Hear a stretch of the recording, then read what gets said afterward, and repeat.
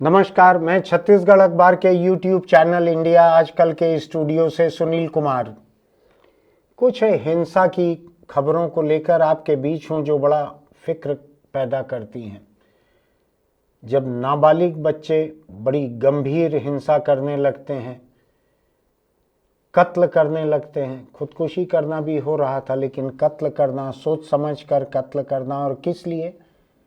School में पढ़ने वाले नाबालिग बच्चे स्कूल की लड़की से प्रेम प्रसंग में एक दूसरे के मुकाबले पिछड़ जाने से साजिश करके जब एक दूसरे का कत्ल करते हैं।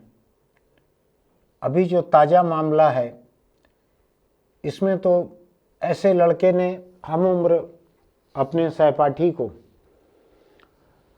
शराब पिलाकर और उसके बाद उसको मार डाला, इसलिए कि किसी लड़की के साथ उसका ब्रेकअप करा दिया था, उसने उसका रिश्ता तोड़वा दिया था।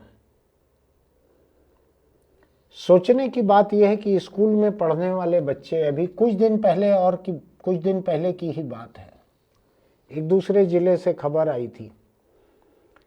एक लड़का किसी लड़की से प्यार करता था, वो लड़की किसी और से प्यार करती थी, एक तरफा मोहब्बत थी। तो इस त्रिकोण में एक लड़के ने दूसरे लड़के को मिलने के लिए उस लड़की के नाम से रात में फ़ोन करके बुलाया कहीं पर। वहाँ ये लड़का अपने एक दोस्त के साथ पहुँच गया। जिस लड़के ने बुलाया था वो अपने दोस्तों के साथ वहाँ मौजूद था और पाइप और रॉड और दूसरी चीज़ें लेकर तैयार थे वो मारने के लिए। अब जब दूसरा लड़का आ ही गया था, मारना सिर्फ पहले को था, लेकिन साथ में आया तो उसको भी मारना पड़ा। ऐसे 2 नाबालिगों का कत्ल, बाकी 2-3 नाबालिग उनके साथ 1-2 बालिग लोग भी थे, उन लोगों ने मिल के मार के नहर के पुलिया के नीचे उनकी लाशें छुपा दी। ये तो उनकी किस्मत खराब थी कि पानी छूटा नहर में और वो लाशें बहकर बाहर निकल गईं और सामने आ गईं। उसके बाद जब तलाश चालू हुई तो आजकल पुलिस के लिए मोबाइल फ़ोन एक बड़ी सहूलियत हो जाते हैं। आखिरी फ़ोन किसने किया था, किस लोकेशन पे फ़ोन था, फ़ोन करने वाले के साथ और कौन कौन से नंबर थे, ऐसी बहुत सारी चीज़ें अपने ऑफिस में बैठे हुए पुलिस को पता लग जाती हैं और उससे मुजरिम तक पहुंचना आसान हो जाता है। ये कुछ दिन पहले की घटना थी। अभी ताज़ा घटना यह है, प्रेमिका से ब्रेकअप कराने से नाराज नाबालिग ने अपने सहपाठी की हत्या कर दी।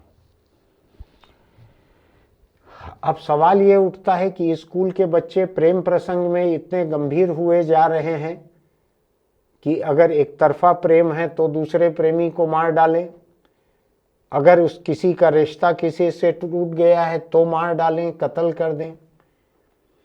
ये हिंसा कहाँ से आ रही है? इस उम्र के टीनेज जिनको कहते हैं, किशोरावस्था, उसमें ये हिंसा कहाँ से आ रही है?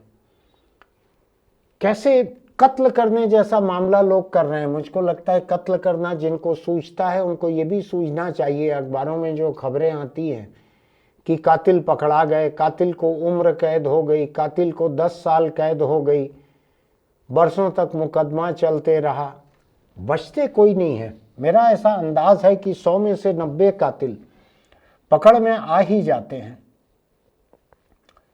इन खबरों को क्या अनदेखा करके लोग कत्ल करते हैं? लोग देख लेते हैं कि सीसीटीवी कैमरों से पता लग जाता है कौन आए थे गए थे, मोबाइल फ़ोन से, लोकेशन से, कॉल से, कई चीज़ों से पता लग जाता है और सब मामले सामने आ जाते हैं। कई मामलों में बालिग लोग भी यही कर रहे हैं, ऐसी ही हिंसा कर रहे हैं। कहीं कोई पत्नी अपने प्रेमी के साथ मिलकर पति को मार डाल रही है, कहीं कोई पति जो है अपनी पत्नी के प्रेमी को मार डाल रहा है। ऐसा कोई ना कोई एक दूसरे को मार डाल रहे हैं। रोज कहीं ना कहीं घटना हो रही है आसपास हमारे। लेकिन नाबालिग बच्चों में ऐसी घटना होना एक अलग किस्म की फिक्र खड़ी करता है। नाबालिग बच्चों में इतनी हिंसा कि दूसरे नाबालिग बच्चों का कत्ल कर दें। मैं एक दूसरी बात और आपको बतलाता हूं। लगातार हर दिन कहीं ना कहीं की खबर है कि किस तरह से एक नाबालिग बच्चे ने 2 नाबालिग बच्चों ने किसी नाबालिग बच्ची के साथ बलात्कार कर दिया। कई मामले तो ऐसे सामने आए हैं कि घर के 4 भाइयों ने मिलकर नाबालिग बहन से बलात्कार कर दिया, सारे के सारे नाबालिग थे। अब मैं सोचता हूँ क्या होता होगा उस परिवार का। घर के भीतर मुजरिम है, घर के भीतर जुर्म की शिकार है, सारे के सारे नाबालिग हैं। कौन सुधार गृह भेजे जाएंगे, क्योंकि नाबालिग को जेल नहीं भेजा जाता, सुधार गृह भेजा जाता है। सुधार गृह की हालत यह है कि वहाँ तरह तरह के जुर्म को सीखे हुए बच्चे वहाँ पर इकट्ठा होते हैं और वहाँ का माहौल ऐसा है। मुझको कुछ बरस पहले का याद है, मेरे पास के एक जिले में एक सुधार गृह में बच्चे गैस का सिलेंडर लेके छत पे चढ़ गए थे और पुलिस को या पकड़ने वालों को रोकने के लिए वो सिलेंडर उनके ऊपर फेंकने को तैयार थे। कई जगह से सुधार गृह से बच्चे फरार हो जाते हैं। सुधार गृह के भीतर तरह तरह के जुर्म होते हैं। तो बच्चों को, नाबालिग बच्चों को पकड़ना और सुधार गृह भेजना, मेरे हिसाब से ये किसी तरह का इलाज नहीं है। जेल उनको भेजा नहीं जा सकता कि वो नाबालिग हैं। सुधार गृह जाते हैं तो वहाँ पे और नए नए किस्म के जुर्म सीखते हैं, वहाँ नए जुर्म के शिकार होते हैं, उनके साथ सेक्स क्राइम होता है वहाँ पे, जो पहले से पहुँचे हुए लड़के रहते हैं वो। तो एक भयानक माहौल है पूरा। घर के भीतर पड़ोस की बच्ची, घर की बच्ची अपनी बहन नाबालिग, छोटी 4 साल 6 साल की बच्ची के साथ बलात्कार के मामले नाबालिग लड़कों के किए हुए हो रहे हैं। क्या है इसका इलाज? कितने ऐसे बच्चे हैं, कितने ऐसे परिवार हैं जिनको कि किसी मनोवैज्ञानिक परामर्शदाता की सहूलियत हासिल हो या किसी मनोचिकित्सक की सहूलियत हासिल हो। इन दोनों के पास खूब भीड़ रहती है, इनकी खूब फीस भी है, बड़ी मोटी फीस है, आसान नहीं है।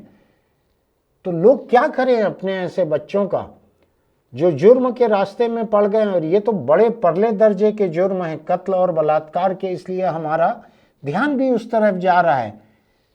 छोटे छोटे बच्चे जो सड़क किनारे, रेलवे स्टेशन पर, फुटपाथ पर चारों तरफ दिखते हैं, बेघर बच्चे जो हैं, वो तरह तरह का नशा करते हैं। एक कोई पंक्चर अगर बनाने के लिए जो केमिकल आता है उसकी ट्यूब खरीद लेते हैं, उसको किसी कपड़े पर लगाकर उसको सूंघते हैं, फेफड़ा छलनी हो जाता है उस नशे से, लेकिन करते रहते हैं, उसके नशे में टुन्न रहते हैं पूरे समय। क्या किया जा सकता है इनका, ऐसे बच्चों को बचाने के लिए क्या किया जा सकता है? एक पूरी पीढ़ी ऐसी है। और फिर जो बच्चे अपने माँ बाप के पास रहते हैं, घरों में रहते हैं, जिनको सहूलियत हासिल है, जिनको घर में सहूलियत हासिल है, बाहर कोई बेगारी नहीं है, रात को सोने के लिए फुटपाथ या रेलवे प्लेटफॉर्म नहीं है, जिनका अपना घर है, वो अगर तरह तरह के जुर्म सीख रहे हैं तो उसको क्या कहा जाए? बहुत फिक्र की बात है। इसलिए फिक्र की बात है, आप इस बात को समझिए। आज आपको अगर लगता है कि आपके घर के बच्चे जो हैं वो ठीक हैं, वो किसी जुर्म में पड़े नहीं हैं, अगर आपको ऐसा लगता है तो ये भी सोचिए कि पहले कत्ल के पहले तक, पहले बलात्कार के पहले तक तो हर बच्चे अच्छे ही दिखते हैं। पहले जुर्म के पहले तो हर बच्चे शरीफ ही दिखते हैं। उनके माँ बाप को भी लगता है कि नहीं, हमारे बच्चे ठीक है। कब वो पहला ऐसा जुर्म कर बैठते हैं कि कई साल के लिए सुधार गृह उनको भेजा जाए? आपको ध्यान है दिल्ली के करीब, दिल्ली शहर में या एनसीआर जो इलाका है, नेशनल कैपिटल रीजन का, वहां पर निर्भया नाम की एक, ये काल्पनिक नाम दिया गया था लड़की का नाम छुपाने के लिए, निर्भया। निर्भया के साथ बलात्कार हुआ था, बहुत भयानक बलात्कार था वो, पूरा देश हिल गया था।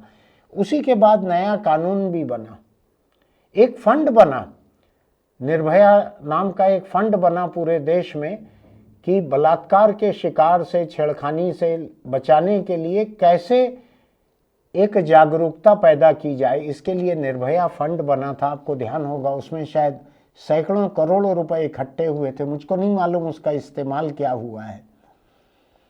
उसमें एक नाबालिग शामिल था, गैंग रेप में नाबालिग शामिल था, जिसको कैद नहीं हो पाई, जिसको कुछ साल के लिए सुधार गृह भेजा गया। वहां से बालिग होने के बाद निकला शायद वो, अब मैं ये सोचता हूँ कि जहाँ जहाँ ऐसे जुर्म हो रहे हैं, उनके आसपास के जो बच्चे जो शामिल थे, नहीं थे, जो बच्चे सुधार गृह में बंद हैं, क्या उनको कोई परामर्श हासिल हो पाता है? क्या उनके सामने ऐसी कोई पॉजिटिव तस्वीर रखी जाती है जिससे प्रेरणा पाकर वो जुर्म से दूर आए, जिंदगी में आगे बढ़ने के बारे में सोचें? मैं एक छोटी सी बात आपको बतलाऊं। कल मैंने अपने साप्ताहिक कॉलम आजकल में रोहन बोपन्ना के बारे में लिखा, भारत के टेनिस खिलाड़ी के बारे में, कि किस तरह अधेड़ उम्र का होने के बाद ग्रैंड स्लैम खिताब मेंस डबल्स में उनको पहली बार मिला। उन्होंने शायद 19 अलग अलग पार्टनर के साथ मैच खेले। उन्होंने शायद 67 या ऐसा कुछ है, मैं भी भूल रहा हूं, उतनी बार कोशिशें की। उसके बाद ये पहली बार जाकर 44, 45 या 46 साल की उम्र में पहली बार उनको कामयाबी मिली। क्या हमारे जो बच्चे हैं, किशोर जो हैं, क्या उनके सामने ऐसी पॉजिटिव स्टोरीज रखी जाती हैं? कल जब मैंने इस पे कॉलम लिखा तो बहुत सरल सा मुद्दा था। मैं आमतौर पे उतने सरल मुद्दों पर नहीं लिखता। जहां मुझको कड़ी आलोचना करने का कोई मौका नहीं रहता, वहां मैं आमतौर पर नहीं लिखता। तीखा और तेजाबी लिखने में मेरा भरोसा है, लेकिन इस मामले में ऐसा कुछ मुमकिन नहीं था।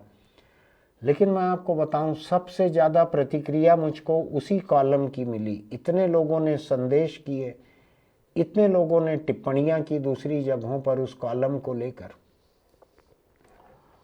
मैं सोच रहा हूं कि जो किशोर ऐसी हिंसक सोच तक पहुंच रहे हैं, हिंसा कर नहीं चुके हैं, एक बार कर लें तब तो पूरी जिंदगी उनकी एक किस्म से पटरी से उतर जाती है। लेकिन ऐसी हिंसक सोच तक पहुंचने के पहले क्या हो सकता है इन बच्चों के लिए, इन किशोर किशोरियों के लिए, कि जो उनको जिंदगी में एक सकारात्मक दिशा की तरफ ले जाए?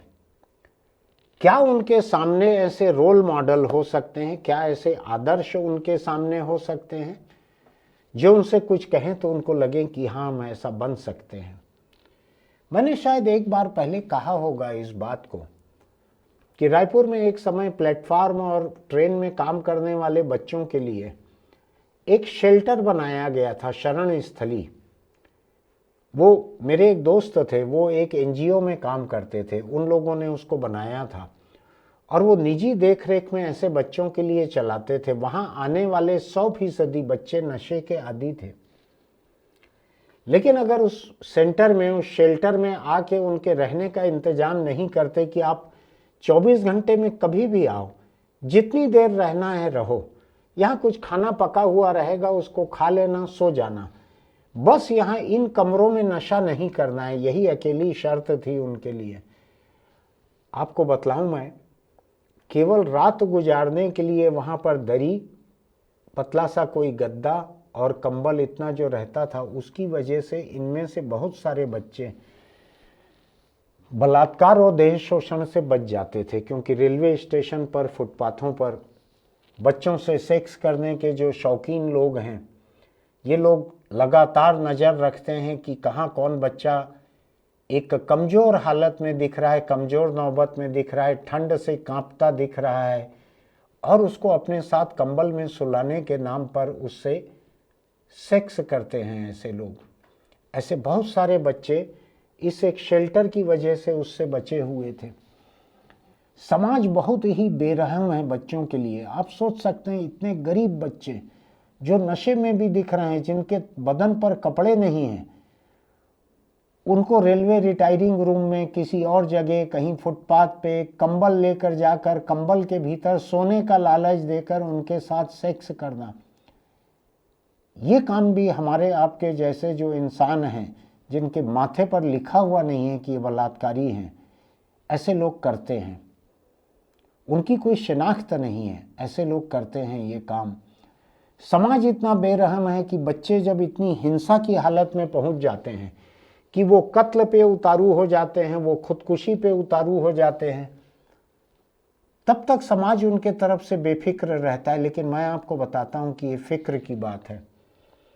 हमारे आपके जैसे लोग जिनके पास एक घर है, एक छत है, जो अपने बच्चों को संभाल के रख सकते हैं, वो भी इस बात को जान लें कि जिस समाज में बहुत से बच्चे इस किस्म की हिंसक सोच तक पहुंच चुके हैं, अभाव में जी रहे हैं, लोग उनका शोषण कर रहे हैं, वो जुर्म के दायरे में फंस गए हैं, ऐसे बच्चे कब किसके लिए खतरा बन जाएं इसका कोई ठिकाना नहीं है।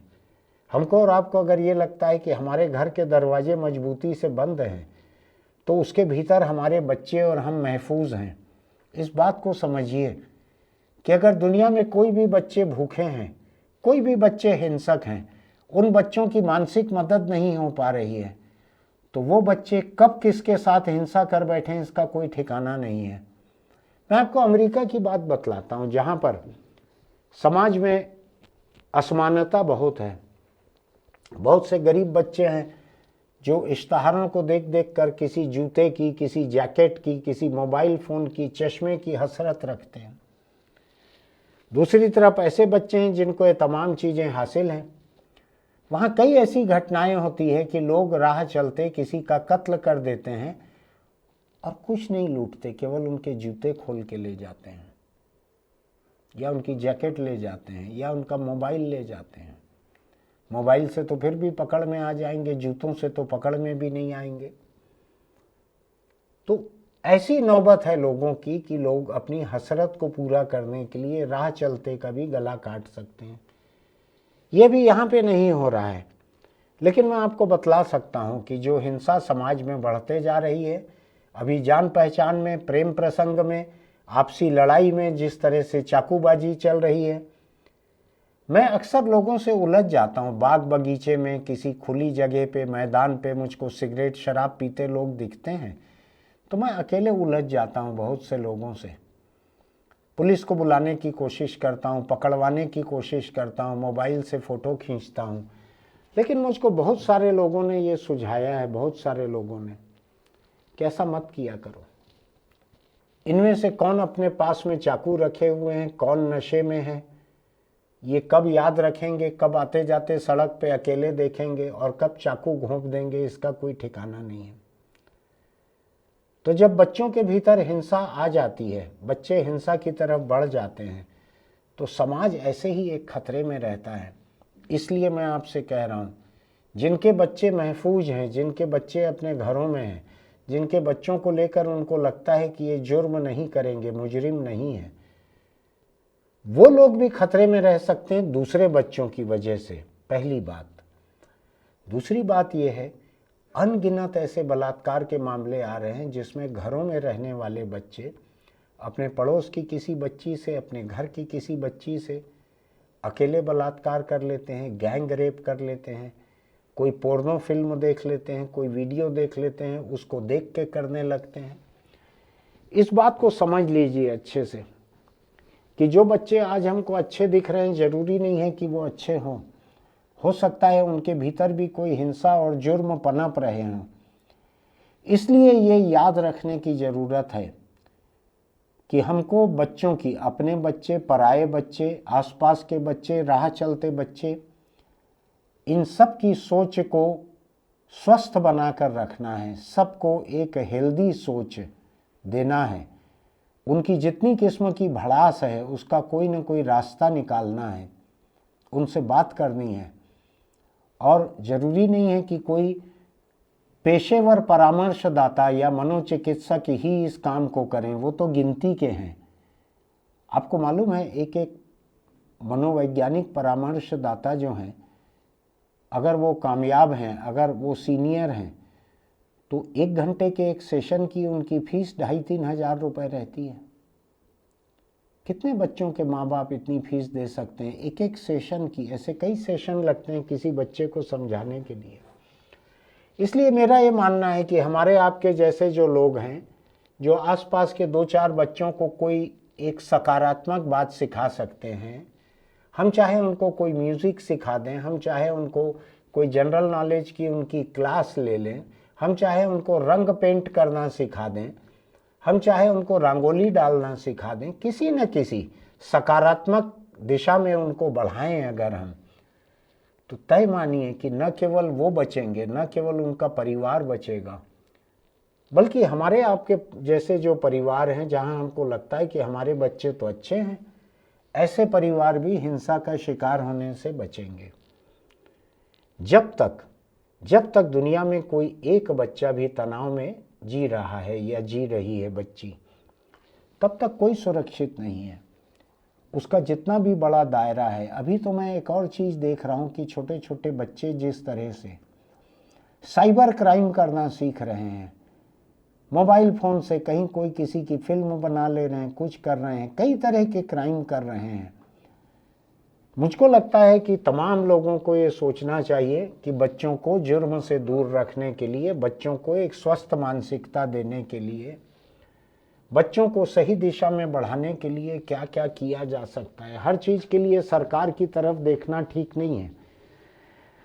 सरकार से आप उम्मीद करेंगे कि वो ऐसे तमाम राह चलते बच्चों के परामर्श का इंतजाम कर दे, तो आप तय जानिए कि हमारे आपके जेब से जो टैक्स का पैसा जाता है, उस पैसे का 90% हिस्सा बर्बाद हो जाएगा, 10% हिस्सा ही काम आएगा। इसलिए हर बात के लिए सरकार की तरफ देखना ठीक नहीं है। हमको समाज के भीतर इस बात को देखना होगा कि समाज क्या कर सकता है अपने बीच के ऐसे बच्चों के लिए। अभी जो हिंसा हो रही है, आप देखिए ना, एक नाबालिग दूसरे नाबालिग की हत्या कर रहे हैं, साथ में बैठा के शराब पिला रहे हैं, फिर हत्या कर रहे हैं। मैं बाग बगीचे, तालाब के किनारे, मैदान, जहाँ कहीं सुबह और रात घूमने जाता हूँ, मैं देखता हूँ कई छोटे छोटे बच्चे, 5 साल के, 7 साल के, 10 साल के बच्चे घूमते हैं, शराब की बोतलें ढूंढते हैं। वो उन बोतलों को बेचते हैं, लेकिन मैं उनको बेचते हुए एक दूसरी चीज़ भी देखता हूँ। वो उस बोतल को खोलकर उसकी आखिरी की कुछ बूंदें उसमें बची हो तो उसको भी पीने की कोशिश करते हैं, 5-10 बरस के बच्चे। मैंने कोशिश की कुछ बार उनको रोकने की, मेरी हिम्मत नहीं पड़ी कि उनकी फ़ोटो खींच के मैं छापूं। क्या फ़ायदा, वो अपने मर्जी से थोड़ी सीख रहे हैं, इस समाज ने ऐसा माहौल दिया है कि वो सीख रहे हैं। लोग कारों में बैठकर दारू पीते हैं, बोतल किनारे फेंक के चले जाते हैं, अगले दिन बच्चे ढूंढते हैं, उनको जगह की शिनाख्त रहती है कि कहाँ बोतल मिलेगी, उसको पीते हैं। मैं श्मशान कभी जाता हूँ तो वहाँ देखता हूँ कोने में बैठ के कुछ बच्चे नशा करते हुए मिल जाते हैं, क्योंकि वहाँ पे उनको शव के ऊपर, शव यात्रा के ऊपर फेंके गए सिक्के जो हैं उसको बीनते हैं और उन पैसों से नशा खरीद के नशा करते हैं। ये जाने पहचाने चेहरे हैं, आप देखेंगे तो आपको समझ में आ जाएगा कि इन बच्चों को बचाने की ज़रूरत है। हो नहीं रहा है कुछ भी। मुझको ऐसे संगठन भी नहीं दिखते हैं। सरकारी मदद खाने कमाने के लिए कुछ संगठन काम जरूर करते हैं, लेकिन समर्पित संगठन मुझको नहीं दिखते हैं ऐसे। हमको आपको सोचना चाहिए कि हम इस बारे में क्या कर सकते हैं। एक एक लावारिस बेघर बच्चे, बिगड़े हुए बच्चे, हिंसा की तरफ बढ़ते हुए बच्चे, जब तक हर बच्चे के ऊपर मेहनत नहीं होगी, हर बच्चे को मुजरिम बनने से रोका नहीं जाएगा, तब तक कोई सुरक्षित नहीं रहेंगे। सोचिएगा इस बारे में क्या कर सकते हैं। अपने आसपास के लोगों से चर्चा कीजिएगा। चर्चा करने के लिए आपको ज़रूरी लगे तो मेरे इस वीडिटोरियल को आप उनको बढ़ा भी दीजिएगा। हम फिर मिलेंगे, तब तक आप अगर हमारा चैनल अच्छा लगता है तो इसको सब्सक्राइब कीजिए, नोटिफिकेशन की बटन दबाइए, लाइक कीजिए, टिप्पणी कीजिए, इस मुद्दे पर टिप्पणी कीजिए, हमारे कार्यक्रम पर टिप्पणी कीजिए। ये सनसनीखेज नहीं है कार्यक्रम, ये गंभीर मुद्दा है आज का, लेकिन मैं चाहता हूँ इस पे गंभीरता से चर्चा हो। कुछ दोस्तों को इसको ज़रूर बढ़ाइए। देखिए, हो सकता है शायद समाज के भीतर लोग तैयार हों। इसी सिलसिले में आपसे कहना चाहता हूँ कि सिगरेट, शराब, बीड़ी, तंबाकू, इसको छोड़ दीजिए। दूसरों को देख के ही ये बच्चे सीखते हैं ये छोटा छोटा नशा, ये आदी हो जाते हैं, ये खुद कैंसर से मरने की नौबत में आ जाते हैं। और बड़े लोग जो पीते हैं बीड़ी, सिगरेट या जो तंबाकू, गुटखा खाते हैं, वो भी कैंसर का शिकार बनने के लायक हैं। बहुत तेज़ी से कैंसर उन तक पहुंचता है। छोड़ दीजिए इस नशे को, अपने परिवार को भी बचाइए, दुनिया के बाकी बच्चों को भी बचाइए। फिर मिलते हैं।